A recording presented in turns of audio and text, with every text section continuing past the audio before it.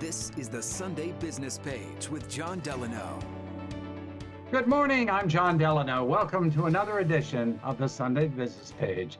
And our very, very special guest today is the U.S. Secretary of Transportation, Pete Buttigieg. Mr. Secretary, thanks for being on the show this morning. I appreciate it. Thank you for having me, John. Well, we know that last week you had a major announcement about public transit funding across the nation and here in Pennsylvania. Can you share the good news with us?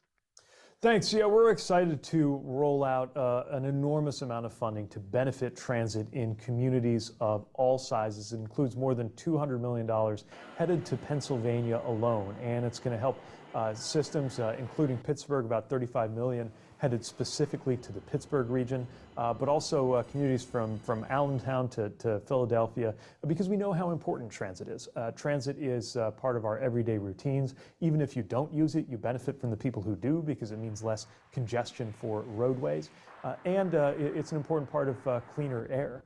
I would add that I even consider transit to be part of the solution on the growing challenge of housing affordability. Because when you have good transit solutions, whole neighborhoods open up as an option for people when they know they can affordably get to work. So we're full steam ahead on transit improvements, including those coming specifically to Pennsylvania. And this is a much higher level than was available before President Biden's infrastructure plan moved through Congress.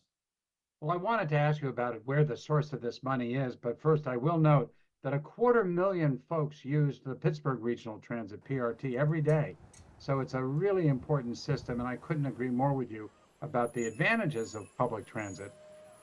But $35 million in the scheme of things, what exactly will that money be used for?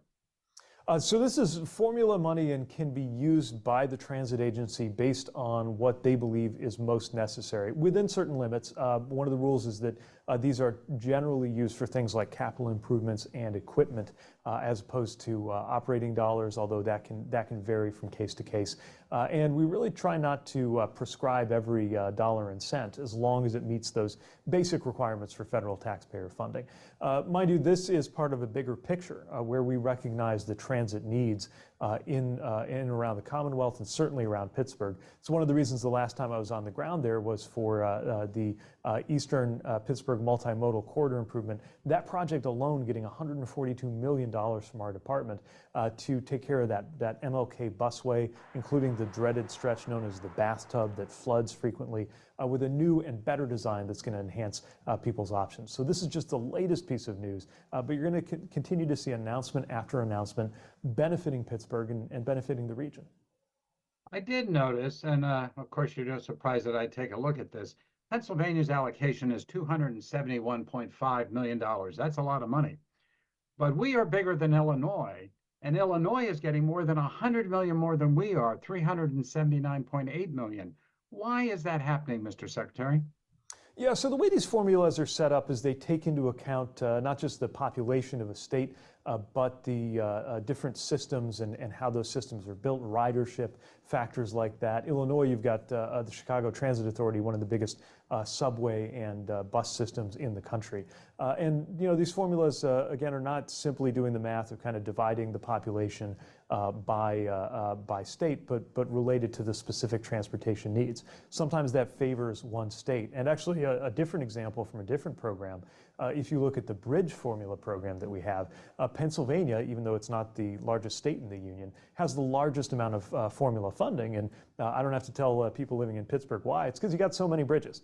And so we really try to, the formulas aren't perfect, but we really try to have them fitted to the needs of each state and the needs of each community. Well, we're happy to take that bridge money. It's very important here in Pittsburgh, the city of bridges, as you well know. We have less than a minute left. The final question to Secretary Pete Buttigieg. What's next? You suggested there's going to be a lot more money coming in the days and weeks ahead. What's next? Well, we're at work right now on a program called Reconnecting Communities and Neighborhoods. These are funds to deal with different areas that have sometimes been divided by infrastructure decisions in the past. We have federal funding to help reconnect them. We're excited about announcements to come soon there. Then a program called Protect, which is about resilience and protecting our infrastructure from increasing incidents of extreme weather, flooding, and other issues. And later on this year, we'll be making another big round of investments and announcements around bridges. So those are just a few examples of good news to come, and we'll have more where that came from. Well, Mr. Secretary, thank you so very much for joining us on the Sunday Business Page. It's been great to have you on. Thank you again. Likewise. Thanks very much. And thank you for watching this edition of the Sunday Business Page. Have a great Sunday, everybody.